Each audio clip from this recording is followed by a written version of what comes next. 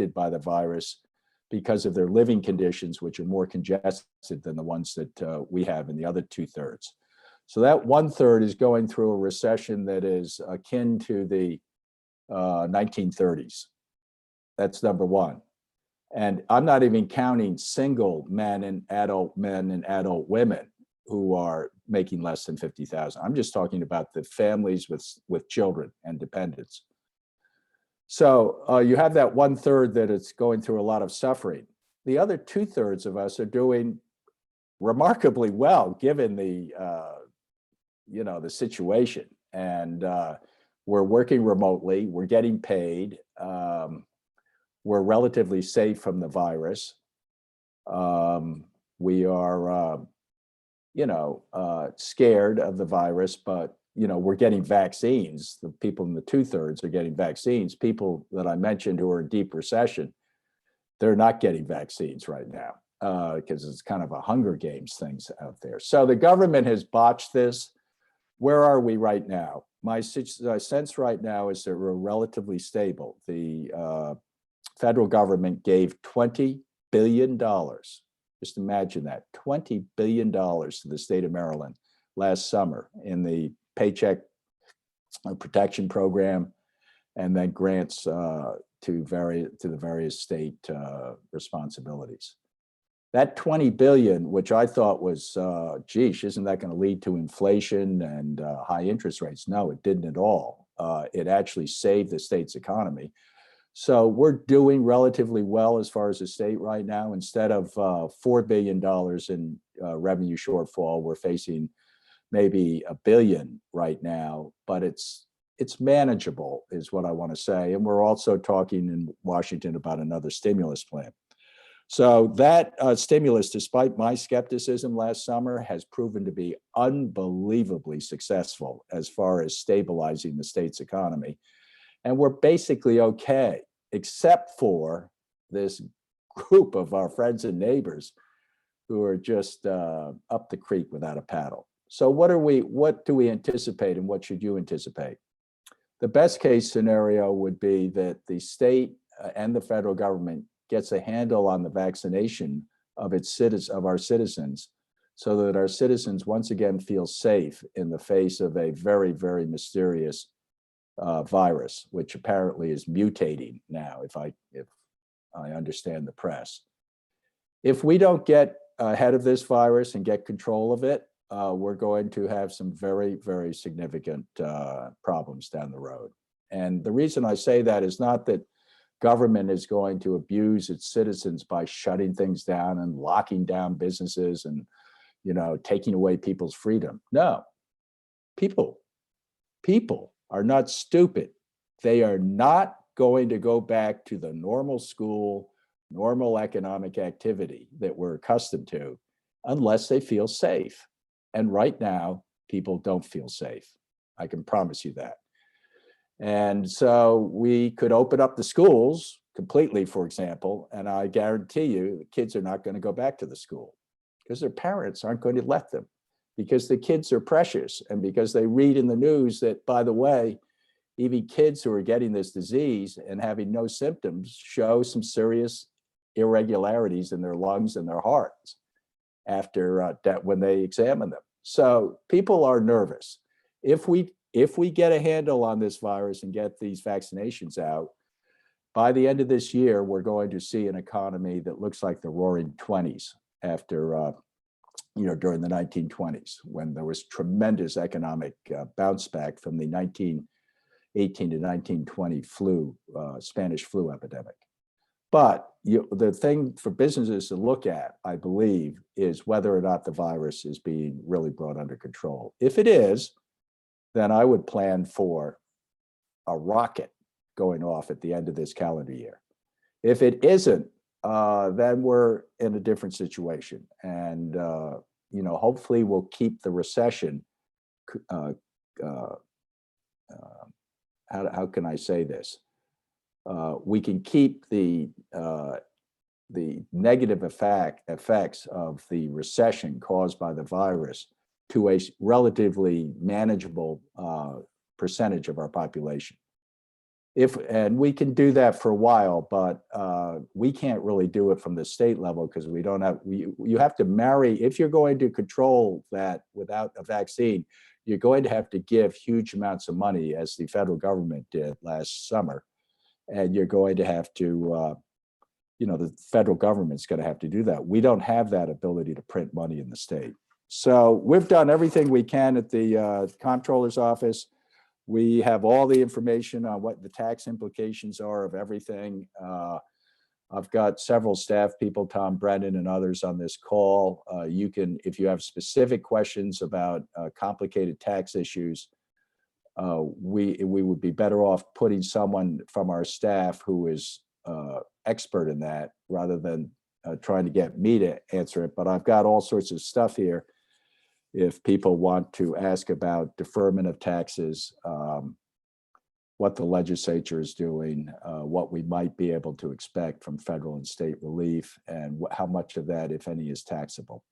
Thank you very much. Let me stop. I didn't mean to wander on there, but let me just conclude by saluting the genius of the private sector. Some sectors are doing well. You guys, I think, are I see Ellen Valentino on the call. Now we've got some heavy artillery here. She knows what's going on in Annapolis. I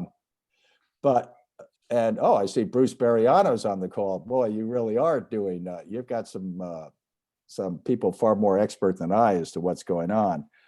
But let me just salute the genius of the private sector for being able to survive. At least 2/3 of us in the state are doing okay. And, it's going to be a different state when we, at the end of this calendar year. And I'm interested in hearing from the front lines about suggestions that people have. Okay, sorry about talking on, but I'm a politician, so that's what you expect when you invite me. But thank you very much for letting me swing by. And any questions or comments from your folks, feel free to disagree with me. I'm open-minded and accessible and transparent, but I'm not perfect. So sometimes I make mistakes. Go ahead. Comptroller, you mentioned certainly recently about how important it is to tap into resources that are available, through the rainy day fund and this sort of thing that can be set out to the public very quickly. You've got their tax information. What needs to happen in order for that to happen outside the typical spending? So there's statutory, the statutory power along with a couple of other individuals that are high in office. What's being done to facilitate that? Is there any pushback that you're getting? Well, I've done everything I could possibly do in the Comptroller's office to provide relief to small businesses and to individuals that are suffering through no fault of their own. I've worked with the IRS last year. We delayed the tax date from April 15th to July 15th. What did that do? $2 to $3 billion was basically an interest-free loan to Maryland small businesses and individuals to defer their taxes for 90 days without any penalties or interest payments being attached. That's a very effective, stimulus plan, because we don't have to trickle down through the government. It's literally people keeping their money in their pockets until for 90 days. Now, we were concerned that people wouldn't then pay us their taxes because they would defer them. It turns out people do exactly the right thing and they paid their taxes because they're responsible adults, mostly in the private sector. So that's something that we did. We also worked with the governor on executive orders that loosened up some of the takeout orders of alcohol and other products from restaurants. The restaurant and hospitality sector is where the suffering comes from. Those are the two sectors that have just been completely annihilated by the not just the pandemic, but also the restrictions by the government that's been taken to get hold of the pandemic. So I have proposed something that's called, I guess, the Franchot plan, for lack of a better word. It is a relief plan for the 463,000 families with dependent children that make less than $50,000 a year. And we know who they are. I have them in my tax rolls. I've indicated to the governor and the legislative leadership that we should send them a $2,000 check. We should pay for that by using debt rather than general fund money, because we're going to need that general fund money later on this year. And the key there is that it's speedy. I brought this first up in October, so it's been November, December, January that it's been kicked around. The governor has proposed something which I consider to be fiscally and economically and morally negligent. So if I have to, I will implement what the governor and the legislature have negotiated. But I will just mention to all of you in the private sector, this negotiation that we're looking at in Annapolis right now, it's as if the Democrats went to the Republicans and said, we'd like to spend $2 billion on relief, et cetera. Or say the Democrats went and said, we'd like to spend $3 billion on relief for suffering Marylanders and small businesses. And the Republicans said, no, we want only to spend $2 billion. So it's $3 billion up here that the Democrats want and $2 billion that the Republicans want. Well, they compromised in Annapolis at $5 billion. That's a little bit of a joke, guys, but it's $3 billion plus $2 billion, $5 billion. That's the compromise. So we have this crazy plan moving forward, which I certainly will implement with enthusiasm to the extent I can, but it's inadequate payments. It's too late. It will trickle down in weeks and months, and it's a combination of little small checks going to the low-income people and just a mind-boggling list of earmarks totaling $525 million that have nothing to do with immediate relief for suffering people. So I'm a little skeptical of what's going on in Annapolis right now, but if you wonder since it's getting a unanimous vote from everybody, why it's getting that unanimous vote, it's because everybody's getting something. Thank you. Let me stop before I get into trouble. It seems that I'll get one more and then we'll open it up to the group. It seems that at least in the short term, revenue estimates aren't as low as some economists had forecasted. It appears that corporate tax revenue, business revenue might be down a little bit, but that the unexpected shift from service purchases, which are taxed generally less, to goods, which tend to be taxed slightly more, has supported revenue to some degree. Is that a fair assessment, Comptroller? Yes, we are okay for a while, but I just want to remind people we're okay because the federal government wrote us literally a check to the state of Maryland, to the small businesses and to the government of $20 billion. We're anticipating an additional $10 billion from the negotiations that are going on right now. That money has been just absolutely essential. Without it, we would be really in a very dire situation as far as our tax revenues. It's not just the sales tax, which has shifted people from paying for travel to see their kids or restaurant outdoor services to items that they purchase, hopefully things that your contractors put into their homes and things.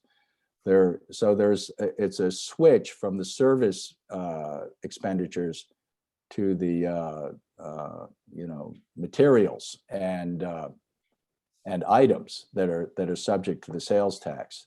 So that has stayed up despite our concern that we were going to have a widespread recession. Instead, we have a more or less contained recession for the bottom third of our people. And but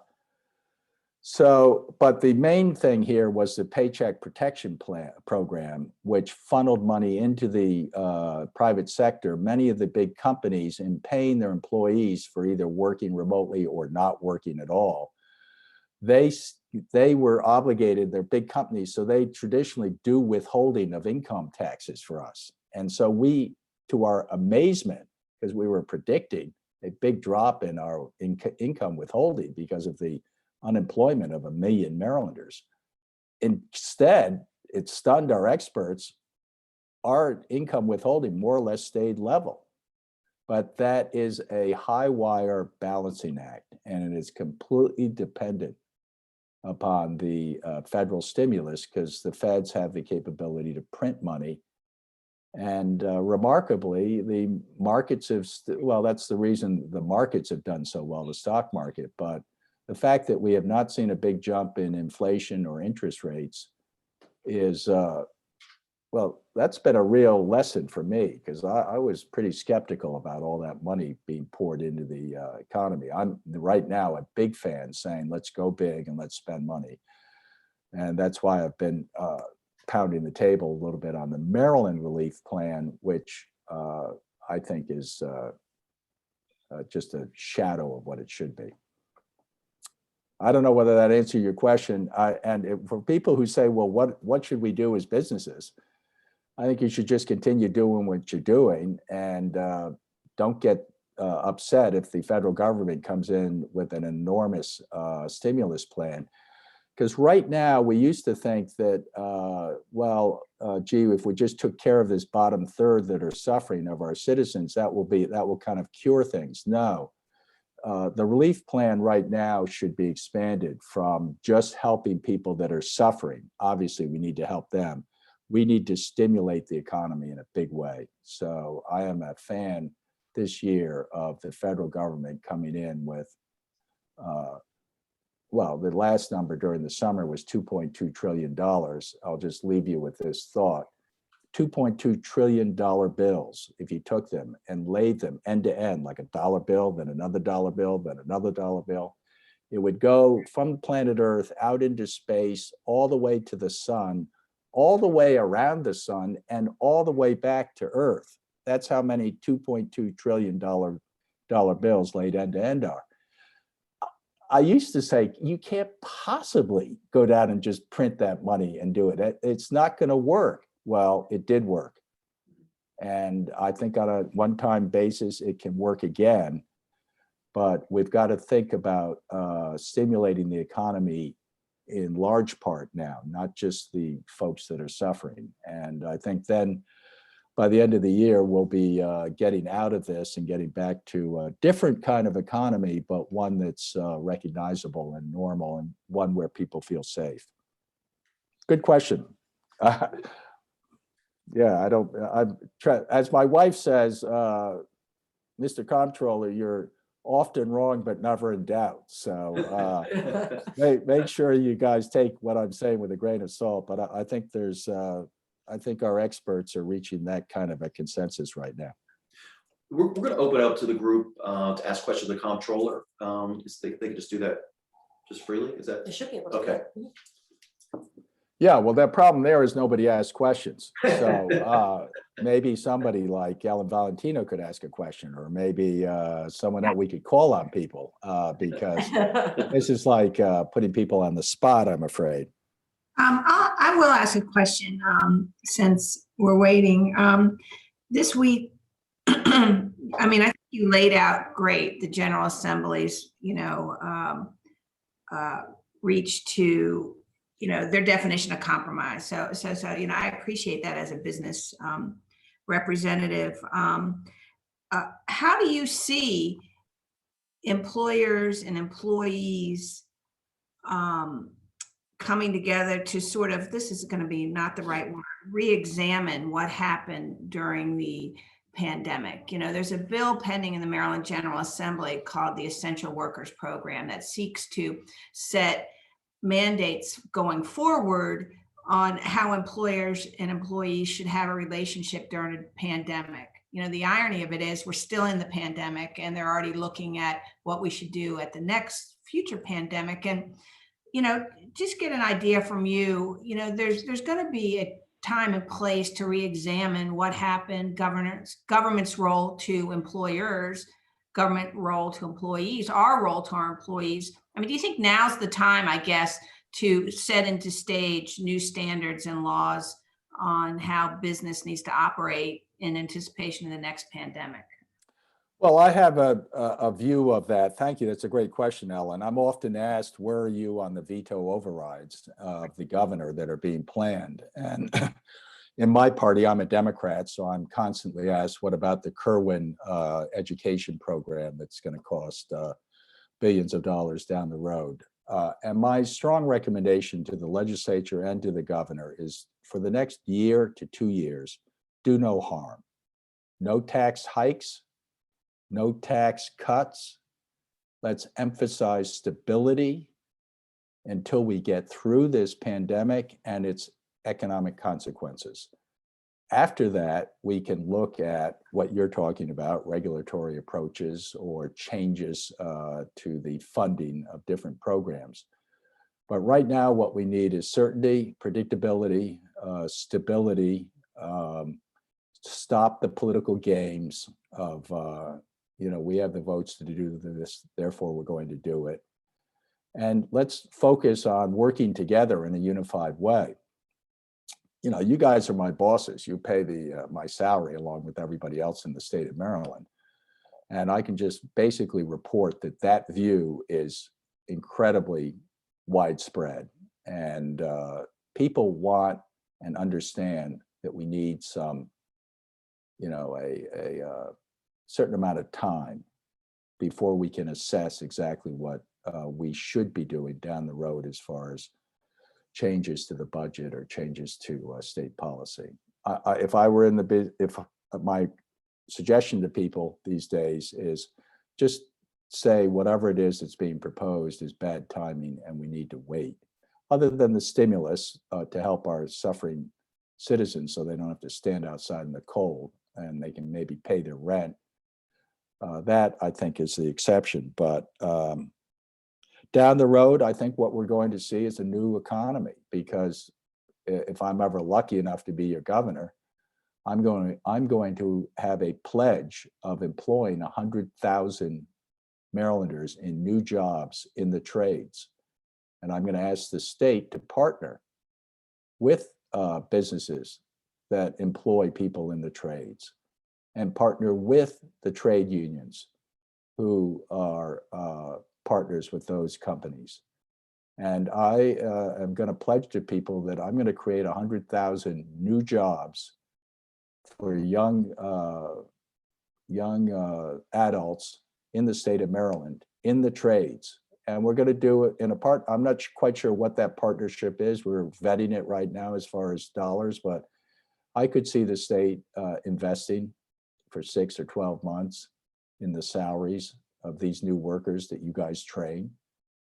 And I want to put, 100,000 people on the path to the middle class, where they have a job, where they have some health care, where they have some kind of a future, where they can purchase a home, where they can, get into the middle class from whatever the economically challenged circumstance that they're in. So I think down the road, we should after everything has settled, we should look to the state to partner with the private sector and the trade unions to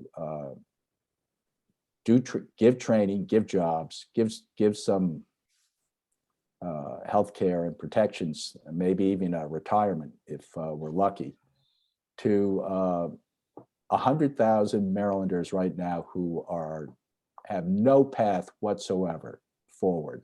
And I think we need to give it to them.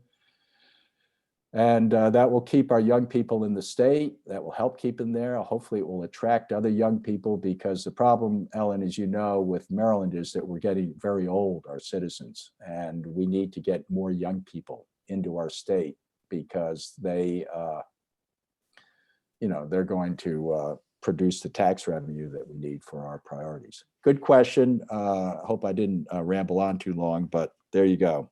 Comptroller, Thank you. that's a great question, Ellen. And I appreciate the point you made there at the end that, our contractors, if you're unaware, they pay, make a substantial investment in their employees through a great pension. A lot of people don't even know what pension is anymore. World-class healthcare, 401k, great training. That's all part of an investment that's made by our members. So I appreciate the comment there that you just made there.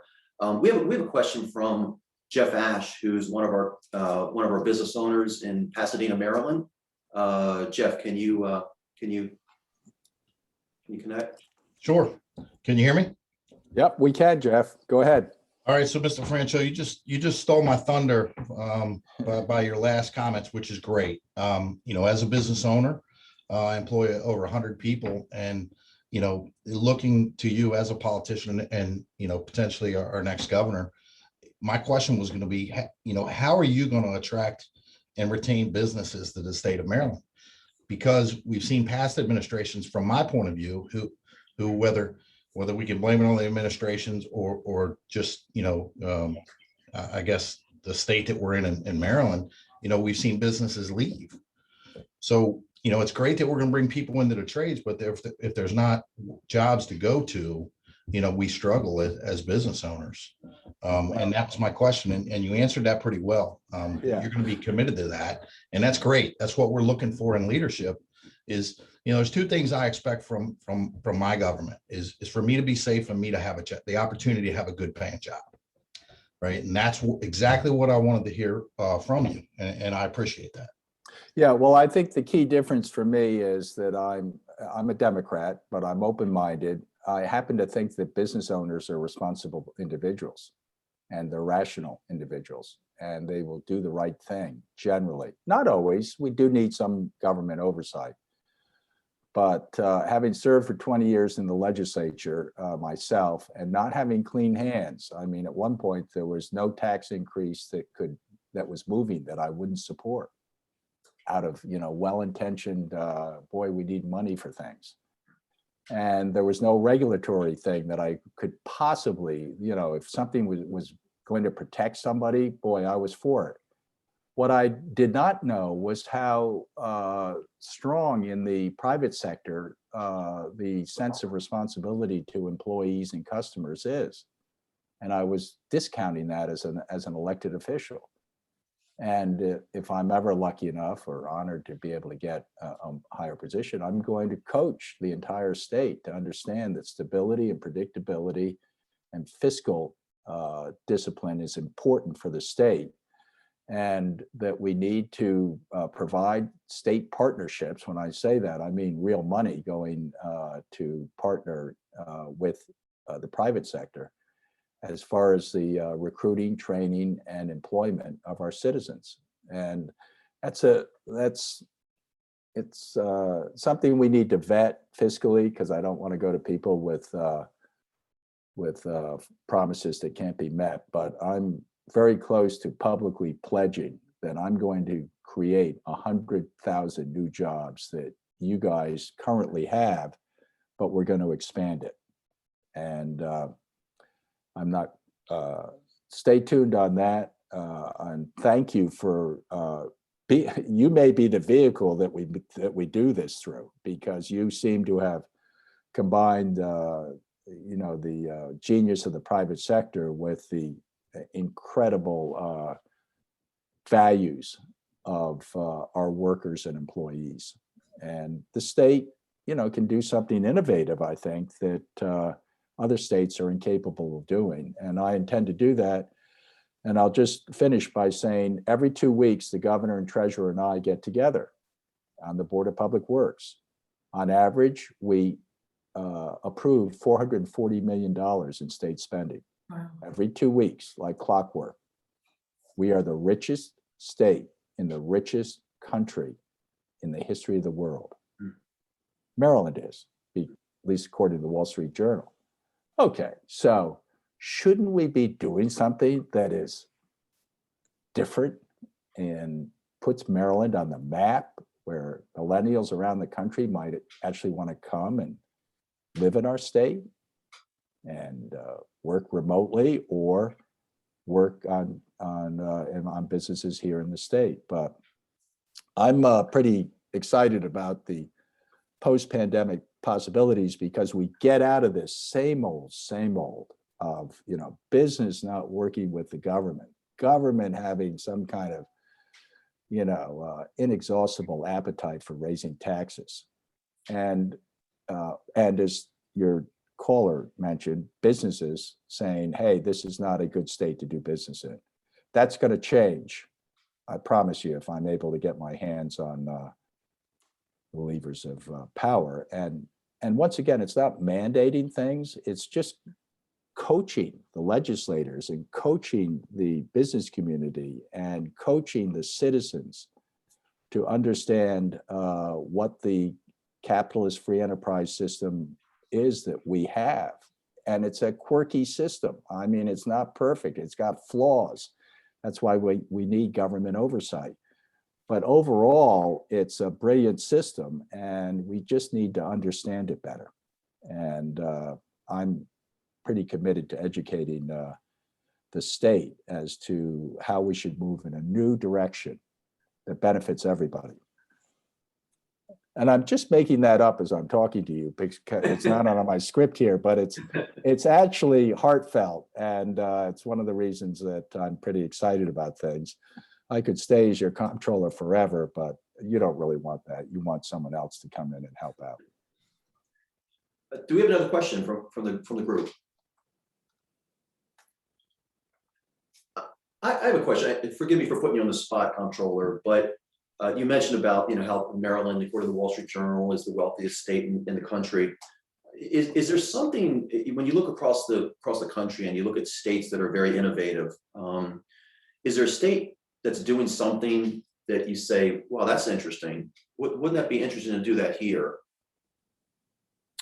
The answer to that question is no, but I largely haven't looked around the rest of this country, except in other tax administration agencies. Some states have elected comptrollers like we do here in Maryland with myself. Most of them don't. They have a bureaucratic approach to the comptroller's job. And, we've managed to take, in the last 14 years that I've been comptroller, we've taken the comptroller's office and turned it from a kind of sleepy tax collection agency that people put up with into a real juggernaut of customer service and trying to help Maryland businesses and Maryland taxpayers. And so I have paid a lot of attention to what other states are doing. And the basic situation is that most states that are trying to get better are trying to copy Maryland. And I salute my 1,100 employees because, as I said, they know it's a fireable offense if they don't answer the phone. And they do. And I would hope the next governor would pledge to do things like fix all the potholes on state roads, pick up the trash along state roads, get every state agency to do what our agency does, which is answer the phone within 60 seconds with a live, friendly, professional voice. And I think that will cut through a lot of the frustration and confusion and anger that you see right now in Marylanders who are, let's be honest, the vaccine rollout program for the pandemic has been a debacle. Most of the vaccines go to the 2/3 that are doing fine, the people that can get appointments on computers.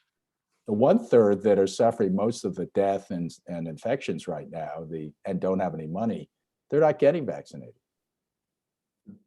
Because they can't sit in front of a computer for 8 hours and try to get an appointment somewhere. Well, I'm pretty much assuring you that this is an issue for us politicians because, the governor, who I like, tells me, oh no, you don't realize how many people we're vaccinating. And all I can say to him is, Larry, millions of Marylanders don't agree with you that things are okay. They do not agree with you.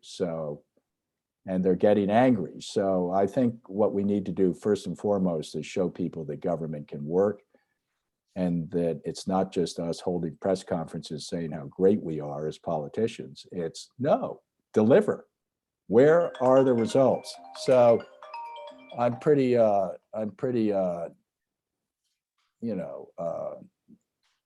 ready to hit the campaign trail, put it that way. Let's do that. Let me leave it at that. Thank you for the opportunity to talk to everybody. And Melissa, thank you especially for helping organize it, and Chuck. And I need to get better briefed on your organization because I think it could be the vehicle for this idea that I'm kind of gingerly rolling out, but I'm very serious about. And that's something that I think the state could really understand as something that benefits the entire state, not just a small number of people. So let's get together down the road if we could on the maybe whoever, Ellen and Bruce and others who are expert in Annapolis could help me think through exactly perhaps taking what you guys are doing already and opening it up in a major way by involving the state. And just remember that number, $440 million every 2 weeks we spend. Okay, yeah, that's a lot of money. Okay, thank you guys. All the best. Have a great day. Thank you so much. Thank you. Have a great day. Bye-bye.